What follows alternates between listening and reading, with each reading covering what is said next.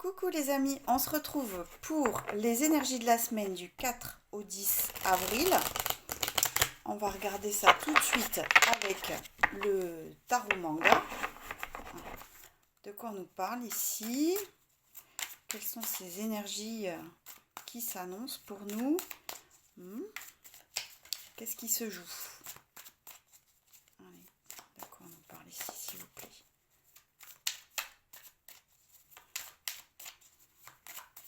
Alors, hop, hop, hop. Et ici. Ok. D'accord. Bon, allez, on est parti. Le monde. As de bâton. Les amoureux, rien que ça. Valet de denier en dos de deck. Bon, alors. Ok. Cette semaine, ce qui est en jeu, principalement au centre de notre tirage, c'est l'as de bâton. Ah là là, alignement, hein, ici, avec notre pouvoir personnel, avec notre désir. Ici, hein, je pense qu'il y a un réveil ici aussi de l'énergie qui peut-être dormait. Et puis là, ok, c'est comme si on nous disait, il est temps un petit peu que tu reprennes un peu le contrôle de ta vie, mais surtout que tu imprimes quelque chose qui soit complètement dans ton alignement par rapport à ce que tu souhaites, par rapport à ce que tu désires, par rapport à ta volonté d'imprimer un mouvement nouveau. Hein. Ici, on est dans le 1, donc on est dans un début de cycle. Et comme si on avait le pouvoir ici, hein, on nous incite à exprimer notre pouvoir. Avec ce monde ici, qu'est-ce qu'on nous dit? J'ai l'impression ici que, ok, on est suffisamment à l'écoute de notre monde intérieur, ok, dans cet univers particulier qui est le nôtre, que finalement on est bien dans cet univers, ok. Peut-être que des fois on se retranche de manière peut-être un peu excessive dans ce monde intérieur, qu'on a du mal à s'ouvrir au monde. Et ici on nous incite peut-être à repousser les limites de notre monde intérieur pour pouvoir l'exprimer dans la matière. Hein. Pour ici, entre le monde et As, hein, quand même, il y a une clôture de cycle aussi. Il y a une clôture de cycle parce que quelque chose a été abouti, quelque chose est arrivé à maturité à l'intérieur de nous pour pouvoir un petit peu l'extérioriser, hein, et l'imprimer dans la matière. On a les amoureux. Ça peut être relativement à une personne, mais surtout, ça nous parle du positionnement. Hein. Ici, je pense que le défi cette semaine, ça va être de se positionner dans une situation particulière dans laquelle il va falloir imprimer un petit peu sa patte personnelle, tout en étant complètement en adéquation avec ce qui est très fort à l'intérieur de nous. Ici, ce monde intérieur va s'exprimer par une action, très clairement, qui va devoir être à la hauteur de qui on est, à se choisir et à être un petit peu exclusif avec nous-mêmes, quelque part. Hein. On nous demande un peu d'être dans l'unité, comme dans cet as de bâton aussi. D'accord. Au niveau de l'âme, on a cette jolie étoile. Je pense ici qu'il y a quelque chose de très fort au niveau de l'âme qui s'exprime parce que c'est comme si on ne pouvait plus nier les messages qu'elle nous envoie. Hein, qu'elle nous envoie à travers nos rêves aussi, c'est possible. Hein, des guidances intérieures, des ressentis très forts, parce que notre étoile, notre âme, se penche sur notre destin et vient un petit peu alimenter notre vie intérieure, mais aussi avec cet alignement sur l'as de bâton, étoile as de bâton, je t'envoie les messages que tu dois entendre pour être dans cet alignement, pour être dans ce mouvement qui te permet d'imprimer un acte dans la matière qui te corresponde. Et puis, dans la matière, quand même, on a la tour. Bon, on a beaucoup de majeurs, c'est-à-dire que sur 5 cartes, sur 5 cartes, on a 4 majeurs avec un as. Je vais vous montrer l'alignement tout de suite. On a l'étoile, as de bâton et la tour. Ok, d'accord. Ici, je pense que cet acte qu'on va imprimer, ou en tout cas cette manière de faire, hein, va directement effondrer quelque chose, va directement impacter notre vie, parce que il y a quelque chose qui est figé qui doit être redynamisé. Il y a aussi peut-être, alors ça peut être un événement extérieur, mais là je le sens pas. Ça peut être aussi une prise de conscience, hein, avec cette tasse de bâton, parce que les bâtons sont aussi connectés à la spiritualité. Une prise de conscience sur justement sur notre positionnement, sur le fait de ne pas se prioriser, sur le fait de rester un petit peu coincé dans ce monde intérieur. Et ici, il y a quand même cette étoile qui vient nous réveiller, qui vient nous secouer pour vraiment être dans cette énergie du 1, dans ce renouveau, pour clôturer un cycle. Et ça insiste vraiment sur la fin de quelque chose. La fin, quelque chose qui est arrivé à maturité, quelque chose dont on a fait le tour, et puis il y a un nouveau mouvement qui s'imprime en nous pour balayer un petit peu ce qui n'est plus d'actu et vraiment évoluer vers autre chose. C'est comme ça que je le sens. Ok, ce valet de denier qui est un petit peu, comment dire, dans l'accueil de ce qui se passe, mais en même temps qui admire beaucoup ce denier, qui admire cette opportunité, qui est sur cette découverte. Hein. Il y a une découverte ici, peut-être, de notre potentialité qui nous fait un petit peu comme ça, un petit peu rêver quelque part. Ça peut être ça. Ok, on va compléter ici pour voir ce qui se passe. Donc un message assez fort avec toutes ces majeures quand même. Je pense que cette semaine, il y a quelque chose d'assez... Non, on va la laisser là, t'es tombée là. Il y a quelque chose d'assez... un mouvement intérieur assez puissant qui se traduit à un moment donné dans la matière. Bon, allez, on va voir ici qui c'est qui sort. Hop. Ouais, encore des majeures. Ok, bon, allez. On a ici le 3 de bâton et le 2 d'épée qui entoure l'étoile. Hein, ok, d'accord. Cette étoile, elle vient à la fois, comment nous dire que c'est ok. Hein, on a le droit d'être en dualité. On a le droit d'être à un moment donné bloqué. Et en même temps, cette dualité ici, je ne la sens pas vécue comme quelque chose de triste, mais plutôt comme quelque chose d'intégré. Comme si c'était ok. Là, on est ok avec sa dualité, on est relié à ce mouvement un peu peut-être lunatique à l'intérieur de nous, et c'est comme si ça avait été un petit peu traité quelque part, parce que ce qui se propose à nous, c'est vraiment d'envisager la suite. Je pense ici qu'on nous dit, là tu es prêt pour envisager la suite et pour poser un acte.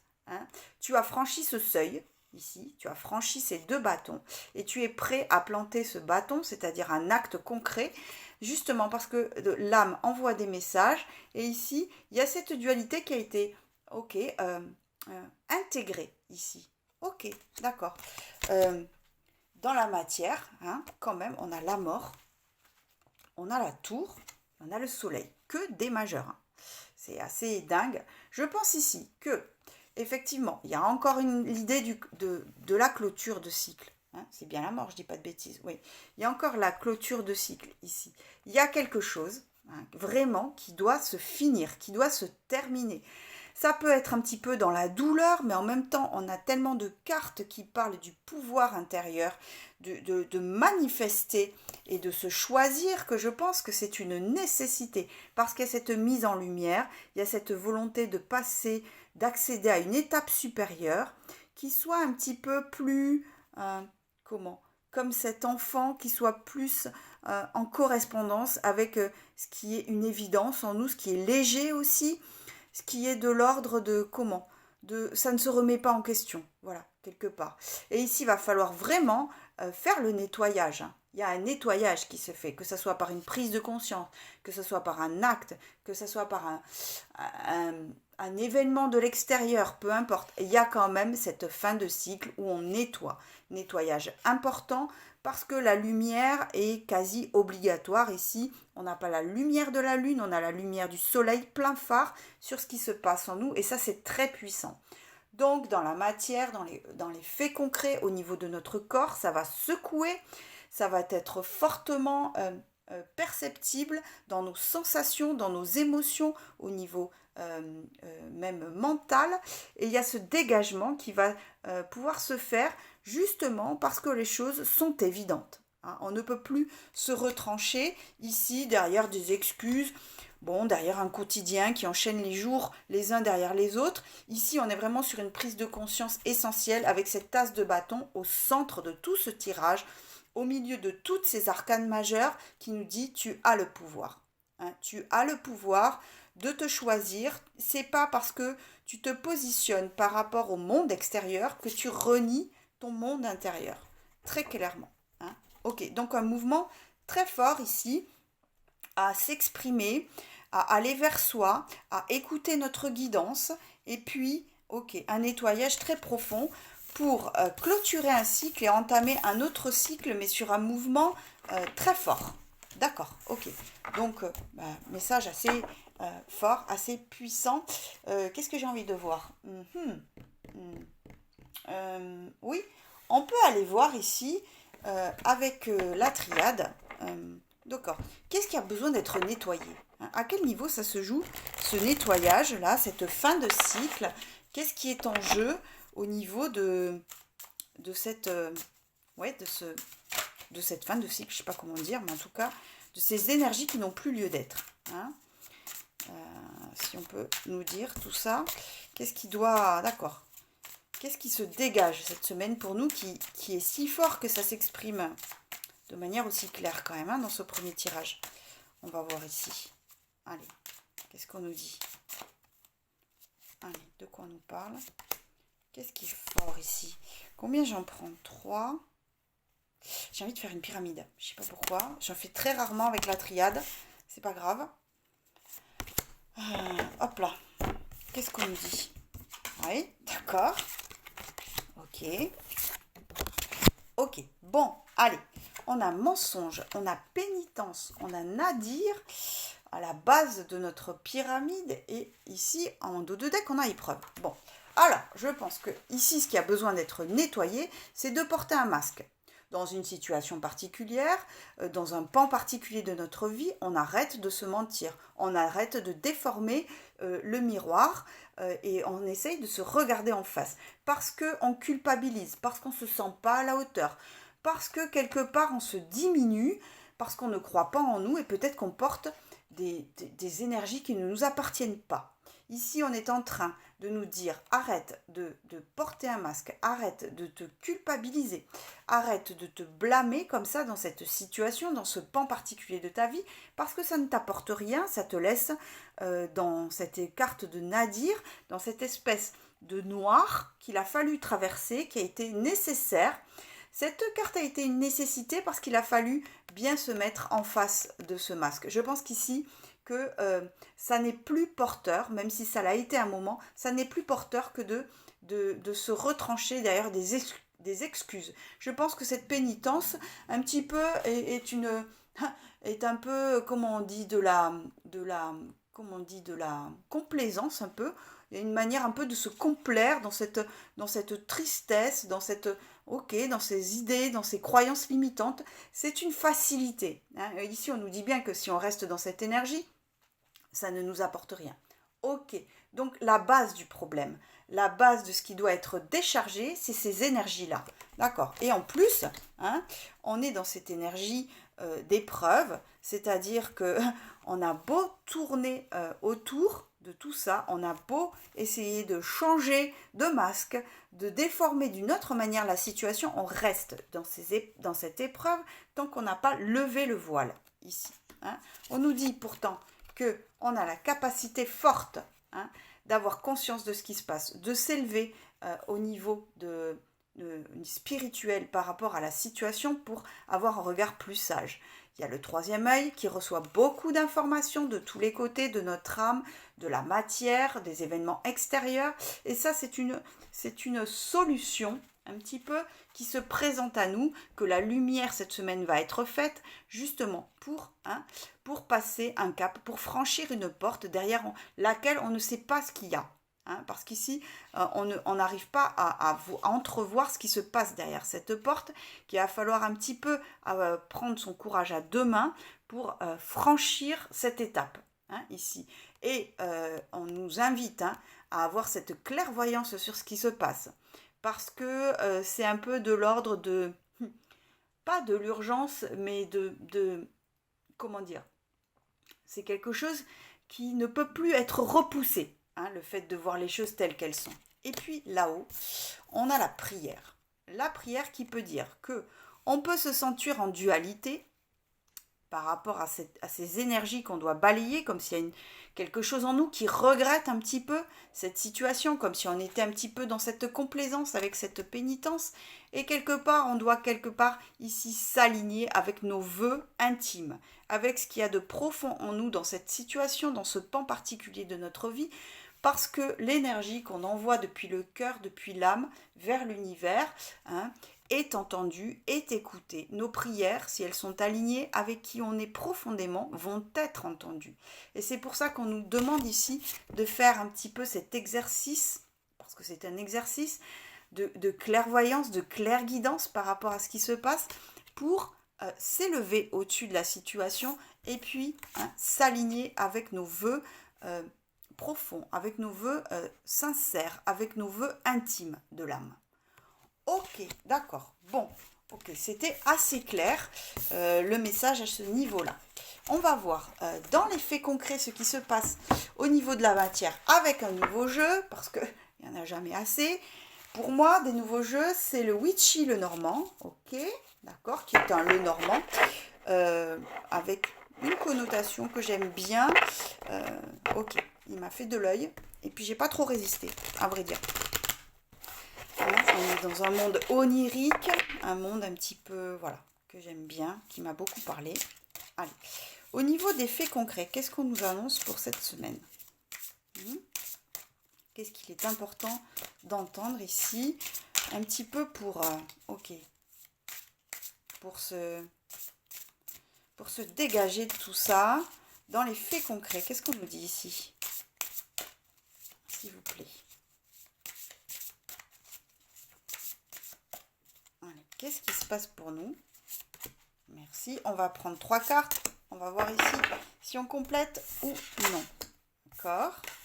D'accord. On a la couronne de lys. On a l'enchanteur. Ok. Et puis on a le petit magicien retourné. Je vais le mettre à l'endroit. Ok. Ok, ok. En dos de deck, on a les oiseaux. Les oiseaux qui peuvent parler de plusieurs choses. D'une conversation qui arrive. D'une conversation, il y a beaucoup de choses à dire. Ça peut être aussi une guidance intérieure, une reliance intérieure à notre sagesse.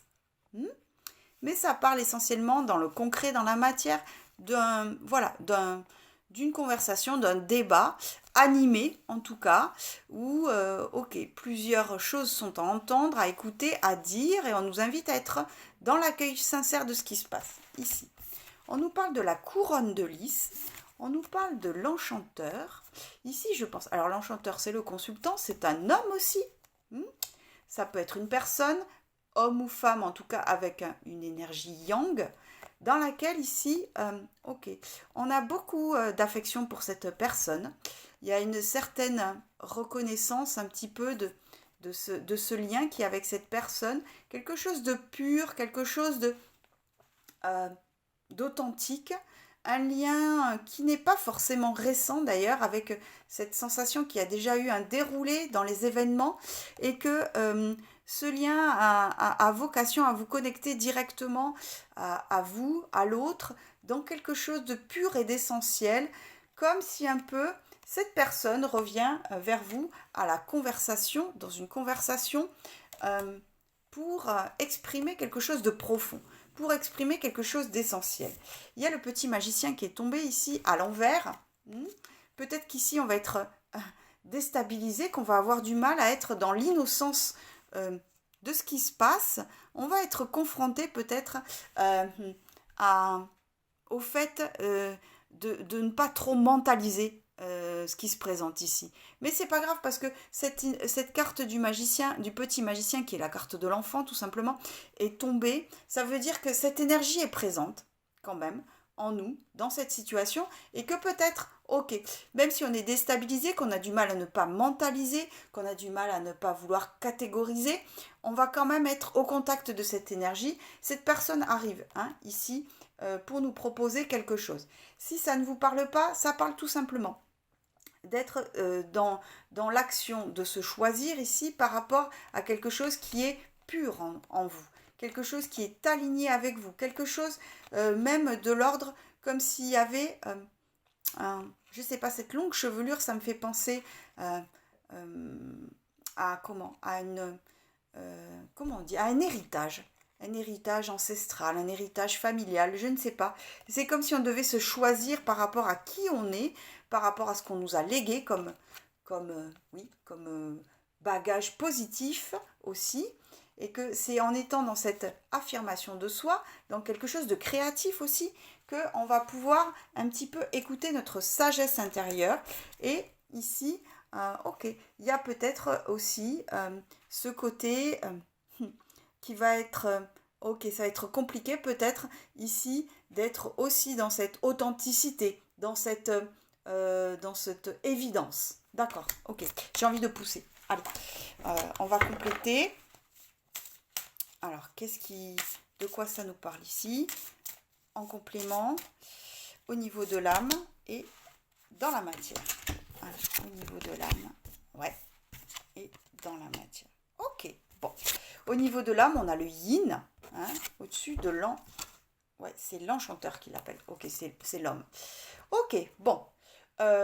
Et juste en dessous, dans la matière, on a la sorcière. Bon, ici, on a un couple, homme-femme, très clairement. On a un couple.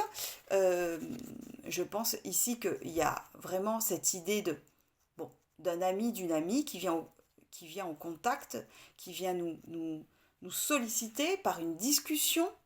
On nous demande au niveau de l'âme d'être dans l'accueil, dans ce pouvoir transformateur, dans cet accueil bienveillant de ce qui se passe, parce que ce qui se déroule est important. Et puis, voilà, il y a cette possibilité de se retrouver avec un ami ou une amie sur un sujet de discussion. Il y a quelque chose qui doit être déroulé dans le concret, au niveau d'un partage, ici, qui soit connecté directement à quelque chose de pur et d'essentiel, et qui reflète un petit peu la continuité de ce qui a déjà été vécu. Et vraiment, ici, quand même, on a sorti les deux cartes du consultant ou de la consultante avec son autre. Et ici, on insiste sur le fait d'être, avec cette carte du yin, d'être dans l'accueil de ce qui se présente. Ok, d'accord, ok.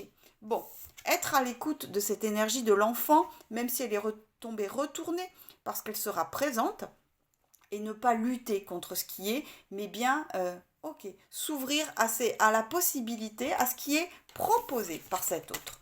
D'accord, ok. Allez, pour terminer, pour conclure ce tirage, on va tirer une petite carte des réponses angéliques, pour voir ce qui nous est dit. Ok.